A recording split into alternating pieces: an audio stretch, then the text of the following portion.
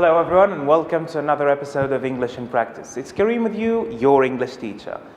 Today we will learn 5 idioms and expressions that can be very helpful in different situations in our daily lives. If you want to learn what these idioms are, keep watching.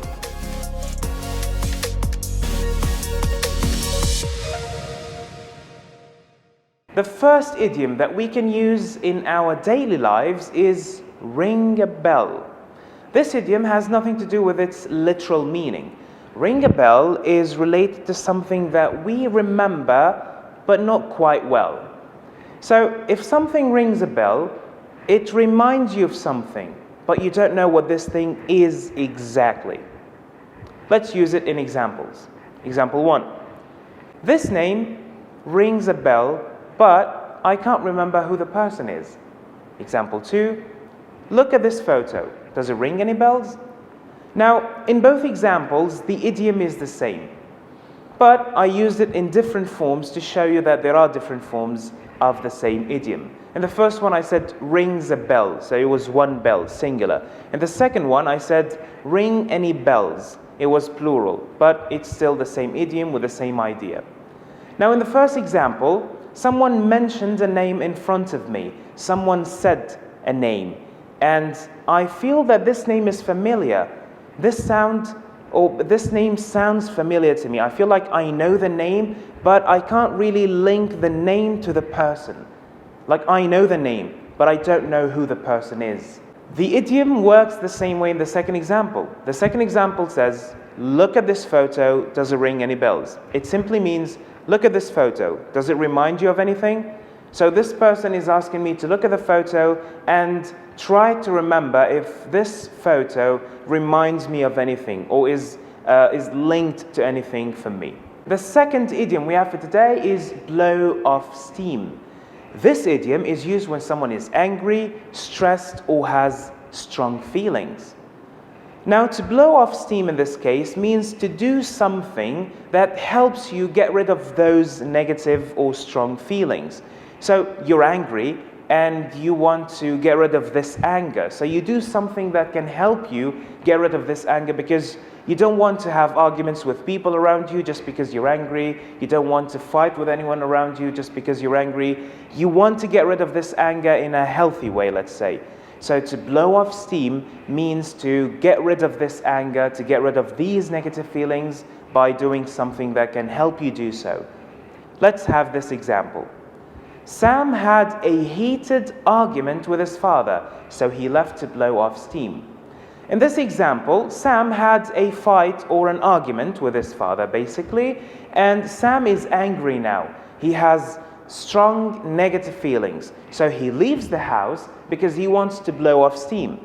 What does that mean? This means that Sam may be left to do some exercise, maybe take a walk outside, maybe talk to someone, maybe do anything, maybe just like look and stare at the stars. Anything that can help Sam to get rid of this anger and push your mind away, get your mind away from these negative feelings. So to blow off steam means to get rid of these negative feelings in a way that can help you do so. Idiom number 3 for today is cut to the chase. Now, this idiom is helpful and dangerous at the same time. Why? Let's start with 2 examples, and then I'm going to explain how to use this idiom appropriately, how to avoid being rude, basically. Example number 1, I'll cut to the chase. Example 2, just cut to the chase. Now, in the first example, let's assume that I am giving a speech. I'm giving a presentation, and there is an audience. There are people listening to me. I feel that I have been talking for a while now. I have been talking about for maybe a half an hour without giving any important ideas. So I feel that it's time to move to the most important idea. I need to stop talking, right, and move to the most important idea, to the main idea the audience is interested in. So I say this, I'll cut to the chase.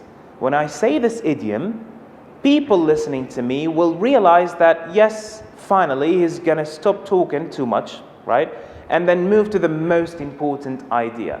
And it's fine. I can use it to talk about myself. I can use it to say that about myself. I can say, I will cut to the chase. It's fine.